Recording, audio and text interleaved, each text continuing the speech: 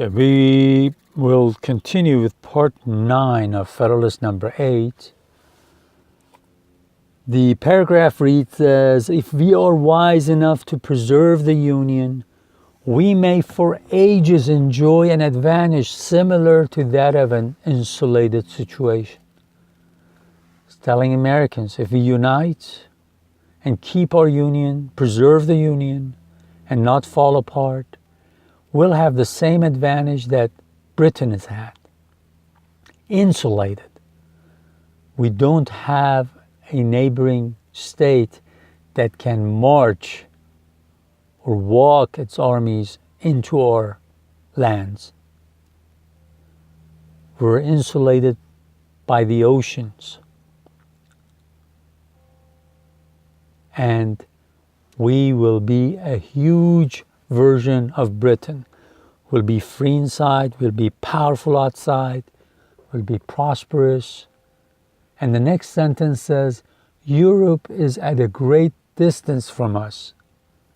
Her colonies in our vicinity will be likely to continue too much disproportioned in strength to be able to give us any dangerous annoyance. It says, yes, Europe has colonies around us, but if we unite, they will not be a match to our power. They cannot overwhelm us. They can't be too powerful for us. Proportionally, we will be stronger than them.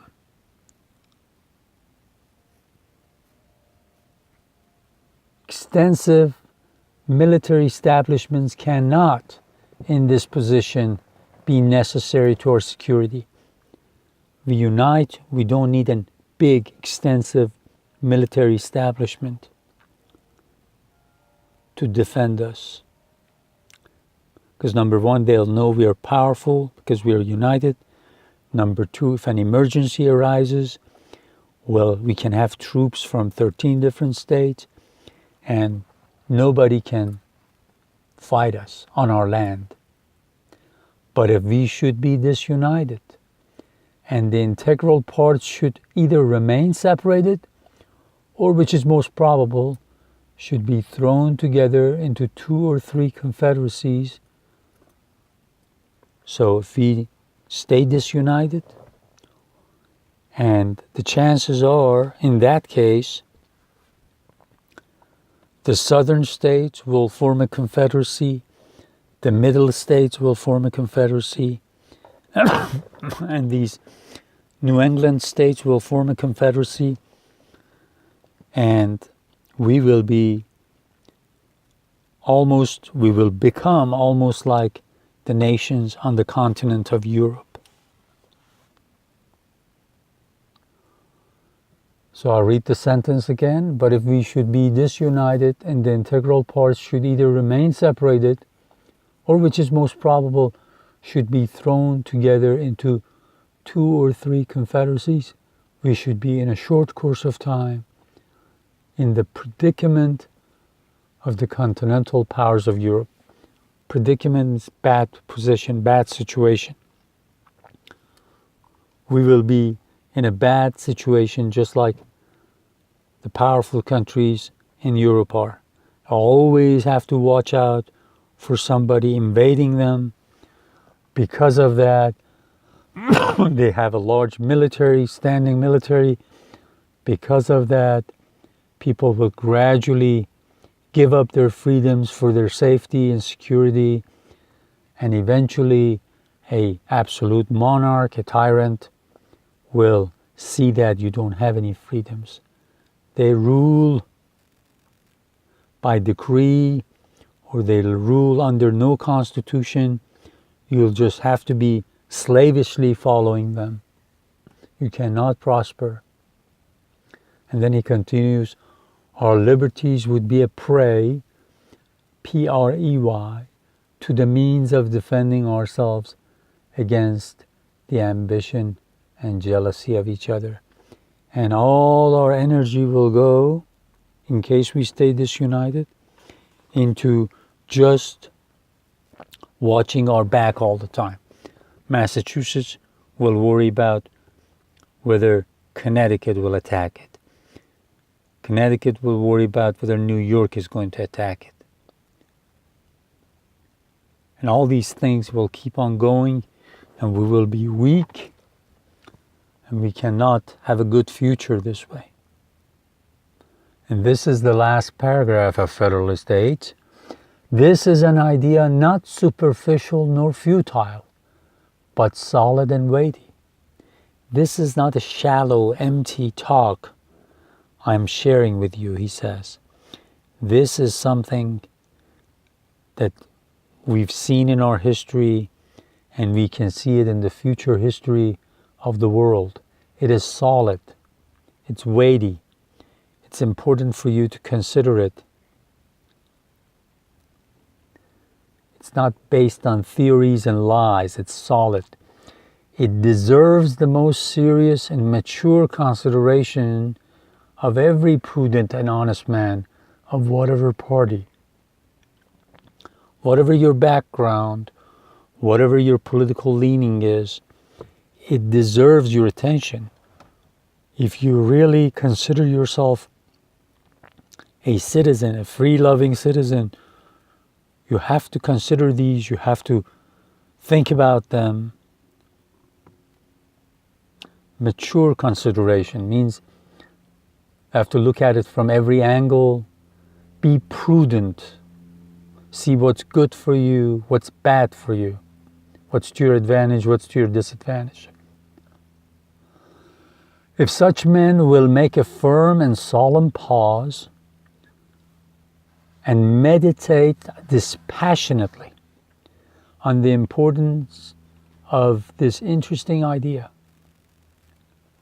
if people really pause, think about this reflectively, meditate on it, deliberate on it, ask questions, talk to people who are wiser, and meditate dispassionately. Keep an open mind on the importance of the interesting of this idea, what I've told you in this Federalist and last Federalists. If they will contemplate in it in all its attitudes and trace it to all its consequences, if you really think about it hardly, if you really think about it hard and contemplate on it, deeply think deeply about it, in all aspects of it. The attitude does not mean the same thing we use today. Here it says, look at all aspects of it, look at all angles of it, and trace it to its consequences, and look what will happen if we don't accept this union, if we don't shape this union, if we don't form this union. They will not hesitate to part with trivial objections to a constitution, the rejection of which would in all probability put a final period to the union.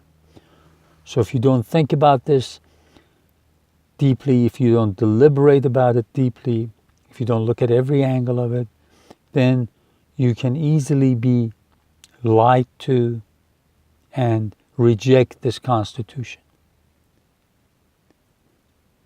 People with little, small, trivial, shallow opposition will get your attention. They'll tell you anything you want to hear just to turn you away from this Constitution. And that will put an end, a period to this union. That will bring this union down. Like a big building, it will collapse. It'll be the end of it. And then the last sentence says, the airy phantoms that flit before the distempered imagination of some of his adversaries would quickly give place to the more substantial prospects of danger, real, certain, and formidable. So with deliberation with wisely looking at what your options are, or looking at your future, what's best for you, you will not have this phantom, this hollow idea, this fantasy that 3 or 4 confederacies will provide prosperity, peace, and happiness for you. That will fly away. That fantasy will get out of your head if you think about this thing deeply. Think about what we're suggesting, the Constitution that we have come up with for you. A distempered imagination. It's all the things that, the lies that the opposition might give you, tell you, just to confuse you.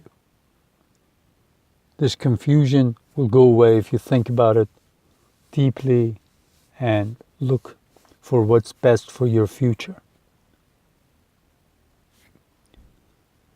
At this time, we've had one hurricane already hit United States, and we've got possibly more coming either towards United States, or some of those poor island nations have already been destroyed.